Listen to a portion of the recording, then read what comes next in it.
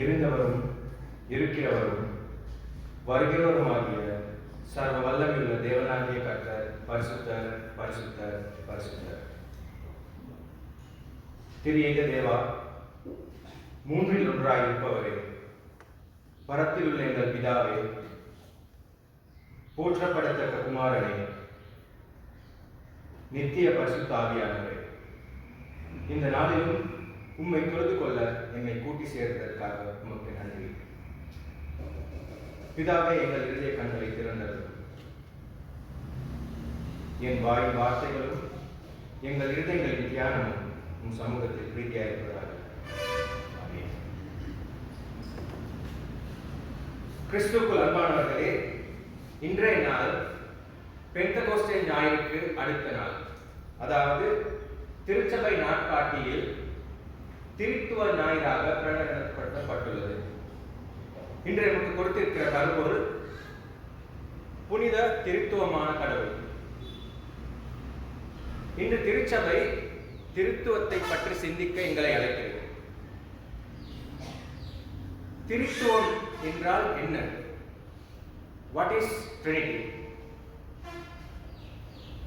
திருத்துவம் என்றால் என்ன என்பதை பற்றி பார்க்கும் முதல் 2 வாரங்களுக்கு முதல் எமது வதிவிட குருவானவர் அவரது பிரசங்கத்தில் மனிதன் உயிர் வாழ்வதற்கு அத்தியாவசியமான ஒன்றை பற்றி சொன்னார். ஞாபகம்?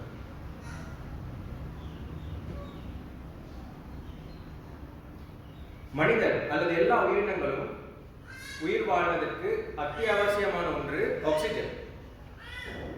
அதுக்கு அடுத்தது தண்ணீர். நம்ம ரொம்ப சோர்ந்து போயிருக்கும் பொழுது கொஞ்சம் தண்ணீர் குடித்தால் ஓரளவு உற்சாகம் வரும். நல்லாவே ரொம்ப சோர்ந்து போயிருக்கும் பொழுது உங்களோட முன்னுக்கு ஒரு நல்ல ஒரு பிரியாணி வைக்கிறாங்க, இன்னொரு பக்கம் ஒரு தண்ணி கிளாஸ் வைக்கிறாங்க. அப்போ நாங்கள் முதல் எதை எடுப்போம்? தண்ணி தான் எடுப்போம். ஏன்னா அந்த தண்ணி குடித்தா எங்களுக்கு ஒரு ஸ்ட்ரென்த், ஒரு அளவு. சாப்பாடு இல்லாமல் கூட சில நாட்கள் உயிர் வாழ்ந்துடலாம், ஆனால் தண்ணீர் இல்லாமல் வாழ்வது கடினமான ஒன்று. ஸோ மனிதனுக்கு மட்டுமல்ல, எல்லா உயிரினங்களுக்கும் அத்தியாவசியமான ஒன்று இந்த தண்ணீர். ஸோ இந்த தண்ணீரை பற்றி கொஞ்சம் நாங்கள் பார்ப்போம். நினைக்காதீங்க இது ஒரு சயின்ஸ் கிளாஸோ ஃபிசிக்ஸ் கிளாஸ் அப்படின்னு. கொஞ்சம் இந்த சயின்ஸ் மூலமாக போயிட்டு அடுத்து நாங்கள் அடுத்தது பார்ப்போம். இந்த தண்ணீர் என்பது 3 நிலைகளில் இருக்கும்: சாலிட், லிக்விட் அண்ட் கேஸ். அப்படின்னா திண்மம், திரவம் அண்ட் வாயு. இப்போ இந்த கிளாஸ்ல இருக்குது தண்ணீர், இது திரவம். இந்த திரவத்தை நாங்கள் கொஞ்சம் குளிர விட்டுனா, இன்னும் கொஞ்சம் ஃப்ரிட்ஜில் வச்சா அது திண்மமாக மாறும், கட்டி, ஐஸ் கட்டி. இதே தண்ணீரை கொஞ்சம் சூடாக்கினா ஆவியாகி வேப்பர், நீராவி ஆகிடும். ஆனால் எல்லாத்துலேயும் இருக்கிறது அந்த H2O ஒரே ஒரு மாலிக்யூல் தான், ரைட்? நீராவிலையும் இருக்கிறது H2O தான், இந்த தண்ணி கிளாஸ்ல இருக்கிறது H2O தான், ஐஸ் கட்டியில் இருக்கிறது H2O தான். The same molecule with different physical status to get our different needs. இப்போ நாங்கள் தாகமாக இருக்கும் பொழுது லிக்விடாக இருக்கிற தண்ணியை குடிக்கிறோம். அதுவே நாங்கள் லெட்ஸே ஒரு ரக மேட்ச்சில் நாங்கள் போயிட்டு இன்ஜர்ட் ஆகிடும், இப்போ ஷோல்டர் அடிபட்டுருச்சு, டக்குன்னு ஃபர்ஸ்ட் எய்டுக்கு என்ன செய்வாங்க? ஐஸ் கட்டி கொண்டாந்து வைப்பாங்க. ஐஸ் கட்டி கொண்டாந்து ஃபர்ஸ்ட் எய்ட் செய்வாங்க. அதுவே எங்களுக்கு சளி, காய்ச்சல், தடுக்கல்னா டாக்டர் சொல்லுவாங்க நீராவி, ஸ்டீம் பண்ணுங்க, ஆவி குடிங்க அப்படின்னு. 3மே ஒன்று தான். The same H2O in different physical status to cater our different needs. ஆனால் இந்த தண்ணியில் வந்து ஒரு ஸ்பெஷாலிட்டி இருக்கு.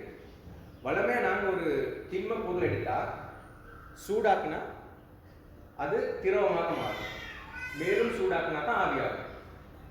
ஆவி குளிர பண்ணா திரவமாகும், திரவத்தை இன்னும் குளிர பண்ணா திண்மமாகும். ஆனால் இந்த தண்ணீருக்கு ஒரு ஸ்பெஷாலிட்டி இருக்குது. இந்த திண்மம் டிரெக்டாக ஆவியாகும். நீங்கள் ஒரு ஐஸ் கட்டி எடுத்து கையில் வச்சு பாருங்களேன், ரூம் டெம்பரேச்சரில் அது ஆவியாகும். தனிச்சுங்களா? ஐஸ் கட்டி வச்சா ஆவியாகும். அதே மாதிரி தான் வானத்தில் வளிமண்டலத்தில் இருக்கிற நீராவி at a given temperature, at a given pressure ice கட்டி மலைன்னு சொல்லுவாங்க. ஆவியாக இருக்கிறது டிரெக்டாக ஐஸ் கட்டியாக பூமிக்கு வருது. இந்த ஸ்பெஷாலிட்டி தண்ணிக்கு இருக்குது. ஐஸ் கட்டி, தண்ணீர் இல்லை, தண்ணீர் நீராவி இல்லை, ஆனா மூணுமே H2O தான். இதுதான் திருத்துவம். திருத்துவம் இதே போன்றதுதான். God is the Father, God is the Son, God is the Holy Spirit. But Father is not the Son, the Son is not the Holy Spirit, and the Holy Spirit is not the Father. இதுதான் திருத்துவம். Ice கட்டி, தண்ணீர் இல்லை, தண்ணீர் நீராவி இல்லை, நீராவி ice கட்டி இல்லை, ஆனா மூணுமே H2O தான். அதே போன்றதுதான். கடவுள் பிதா, கடவுள் குமாரன் and கடவுள் பரிசுத்தாவி. பிதா குமாரன் அல்ல, குமாரன் பரிசுத்தாவி அல்ல, பரிசுத்தாவியானவர் பிதா அல்ல, ஆனால் மூன்று பேருமே ஒருத்தங்க தான். இதுதான் திருத்துவம் என்பது. இன்று வாசித்த முதலாம் வேத பாடம் பைபிள் இருந்தா எடுங்க, இல்லாட்டி ஸ்கிரீனை பாருங்க. ஆண்டவர் உயரமும் உன்னதமுமான சிங்காசனத்தில் வீற்றிருக்க கண்டேன். வானத்தின் சேராபீன்கள் அவருக்கு மேலாக நின்று ஒருவரை ஒருவர் நோக்கி, சேனைகளின் கர்த்தர் பரிசுத்தர் பரிசுத்தர் பரிசுத்தர், பூமி அனைத்தும் அவருடைய மகிமையால் நிறைந்திருக்கிறது என்று சொன்னார்கள். பூமி அனைத்தும் அவருடைய மகிமையால் நிறைந்திருக்கிறது. மேலும் சங்கீத புஸ்தகத்தில், பலவான்களின் புத்திரரே, கர்த்தருக்கு வல்லமையும் மகிமையும் செலுத்துங்கள். பலவான்களின் புத்திரரே, கர்த்தருக்கு வல்லமையும் மகிமையும் செலுத்துங்கள் சொல்லி நாங்கள் கர்த்தரை எவ்வாறு தொழுது கொள்ள வேண்டும் என்று எழுதியிருக்காங்க. இந்த பழைய ஏற்பாடு வாசகங்களையும் சங்கீதத்திலையும் திருத்துவ கடவுளில் ஒருவரான பிதாவை குறித்து நாங்கள் வாசிக்கிறதை பார்க்கிறோம். மேலும் சுவிசேஷ வாக்கியத்தில் நிக்கோதேமு என்னும் ஒரு பரிசேயன் வந்து இயேசுவானவர் தேவனிடத்தில் இருந்து வந்தவர்னு சாட்சி கூறுகிறார். அதோடு பார்க்க யோவான் 3:5 ஒருவன் ஜலத்தினாலும் ஆவியினாலும் பிறவாவிட்டால் தேவனுடைய ராஜ்யத்தில் பிரவேசிக்க மாட்டான் என்றும், 16 தேவன் தம்முடைய ஒரே பேரான குமாரனை விசுவாசிக்கிறவன் எவனோ அவன் கெட்டு போகாமல் நித்திய ஜீவனை அடையும்படிக்கு அவரை தந்தருளி இவ்வளவாய் உலகில் அன்பு கூர்ந்தார். தேவனுடைய அன்பையும் பரிசுத்த ஆவியானவருடைய முக்கியத்துவத்தையும் திரித்துவத்தில் ஒருவரான, திரியேக கடவுளில் ஒருவரான குமாரனானவர் இந்த இடத்துல சொல்றது நாங்கள் பார்க்கிறோம். மேலும் எவர்கள் தேவனுடைய ஆவியினாலே நடத்தப்படுகிறார்களோ அவர்கள் தேவனுடைய புத்திரராய் இருக்கிறார்கள் என்று நிருப வாக்கியத்தில் திருத்துவத்தில் ஒருவரான பரிசுத்த ஆவியின் முக்கியத்தை குறித்து பார்க்கிறோம். ஆகவே இந்த திருத்துவமும் எமது வாழ்க்கையும் எவ்வாறு ஒன்றோடு ஒன்று இணைந்துள்ளது என்பது தெளிவாகிறது. அதாவது தண்ணீர் இல்லாமல் எங்களால் வாழ முடியாது. அதே போன்றுதான் இந்த திருத்துவம் இல்லாமல் எங்களால் வாழ்வது கடினம். இப்ப நான் சொல்லியிருந்தேன் திருத்துவம் இல்லாமல் வாழ்வது கடினம் என்று. ஆனால் பிரியமானவர்களே, இந்த திருத்துவம் என்னும் வேர்ட், the word Trinity, பைபிள்ல ஒரு இடத்துல கூட இல்லை, ஒரு இடத்துல கூட திருத்துவம் என்னும் வேர்ட் மென்ஷன் ஆகி இல்லை. இது ஒரு புதிராக, ஒரு இட்ஸ் a mystery, right? ஒரு புதிராக நம்மளோட புத்திக்கு அப்பாற்பட்ட ஒரு விடயம் உண்டு. ஆனால் அந்த திருச்சபை எங்களுக்கு என்ன சொல்லுது, நான் இன்னைக்கு நம்மளுக்கு என்ன வலியுறுத்துகிறது, இந்த திருத்துவத்தை பற்றி ஆராயவோ அதை பற்றி புரிந்து கொள்ள முயற்சிப்பதோ இல்லை. திருத்துவத்தின் அனுபவம், அந்த திருத்துவத்தின் அனுபவத்தை நாங்கள் பெற்றுக்கொள்ள வேண்டும் என்பதே இந்த திரியேக கடவுளின் ஆசையாக இருக்கிறது. We have to experience Trinity. இப்போ நான் முதல்ல சொன்னதானே, பைபிள்ல ட்ரினிட்டிங்கிற வேர்ட் எங்கேயுமே இல்லை என்று.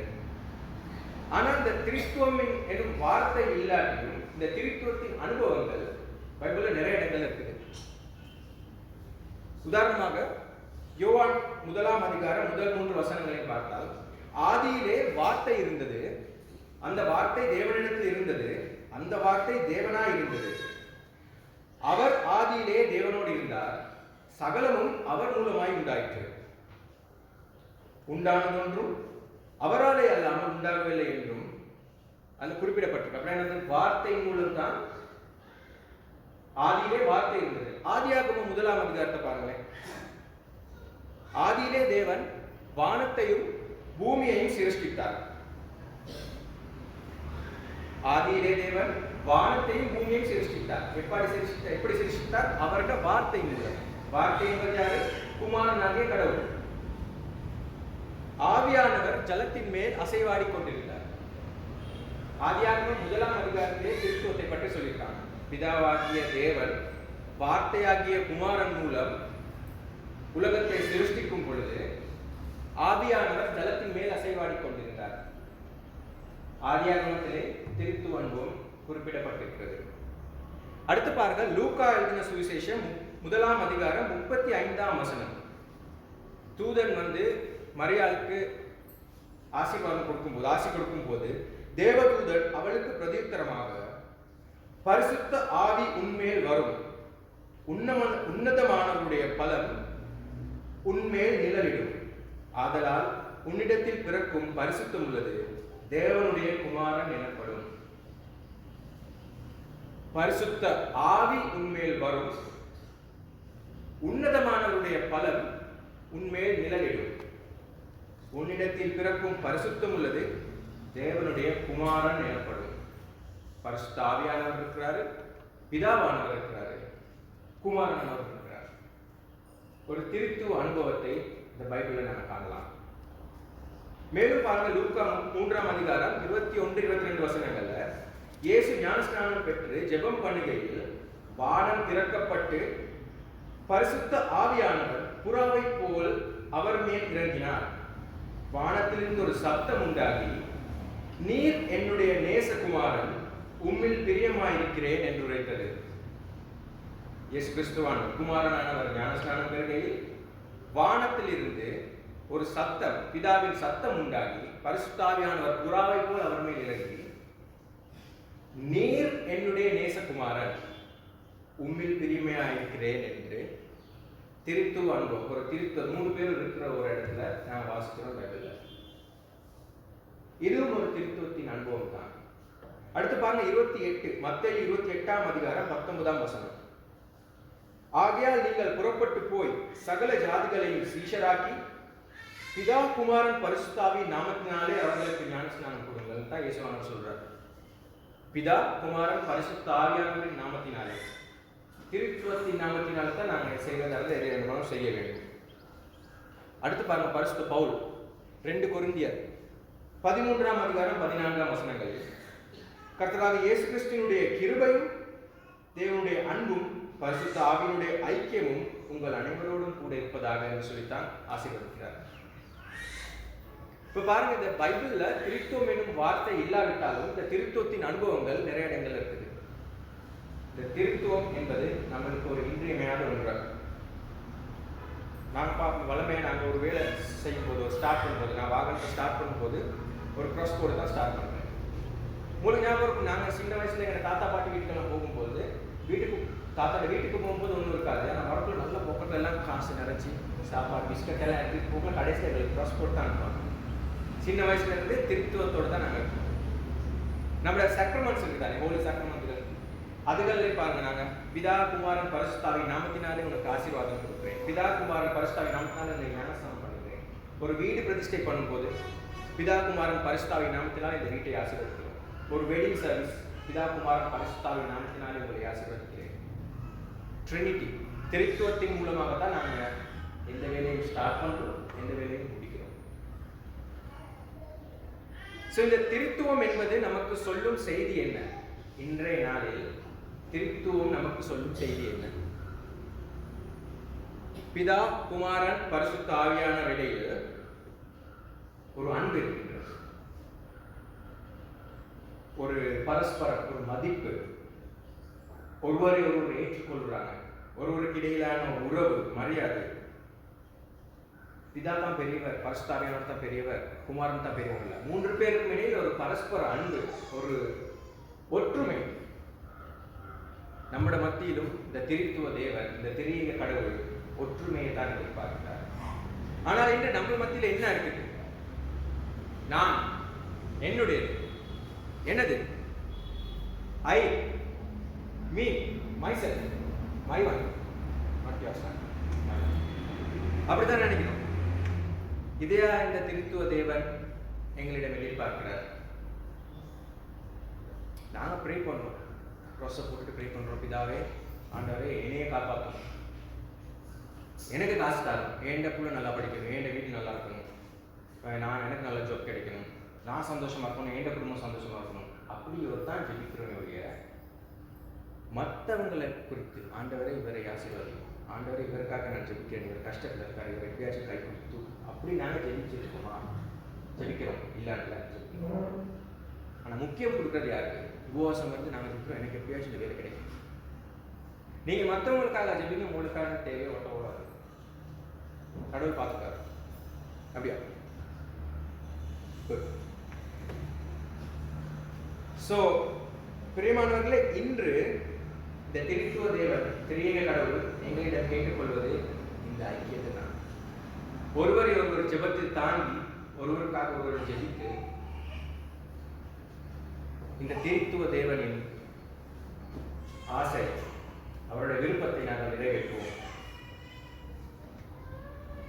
கர்த்தராகிய இயேசு கிறிஸ்துவுடைய கிருபையும் தேவனுடைய அன்பும் பரிசுத்த ஆவியுடைய ஐக்கியமும் உங்கள் அனைவரோடு